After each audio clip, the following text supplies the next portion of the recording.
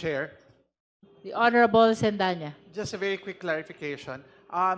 Earlier po, Ginoong Madriaga, may nabanggit po kayo doon sa mga larawan na kayo po ay nagbigay ng painting kay VP Sara. Pwede niyo po bang ituro nasaan dyan yung painting na sinasabi ninyo at kung kailan niyo po ito binigay sa kanya? Salamat po.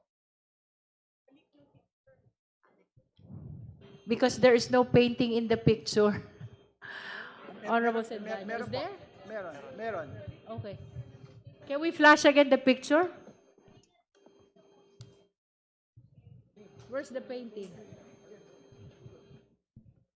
Okay. What is the relation of that painting into your supplemental affidavit, Mr. Madriaga? Nagregalo po ako sa kanya ng isang painting niya na ginawa po ng isang scholar ko sa Laguna. May mga scholars po ako sa Laguna. May isa po talagang talented fine arts. Pinagawa ko po ng painting na yan. Tapos kinuha po ng Presidential Security Group sa bahay sa Laguna. Ito po yun. Dalawa po yan. Yung isa po nasa bahay ko sa Laguna, isa po.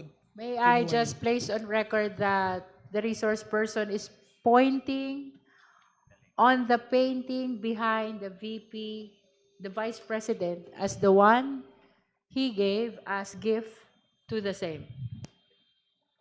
Madam Chair, just a follow-up question. Ginoong Madriaga, meron po bang okasyon o ano po ang dahilan ng pagbibigay natin noong painting na ito sa Vice Presidente?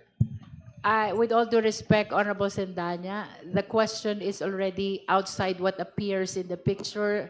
I have to prevent that kind of question because that will be probing already. Just like what Kong Rufus Rodriguez said, I always submit to the wisdom of the chair. Thank you.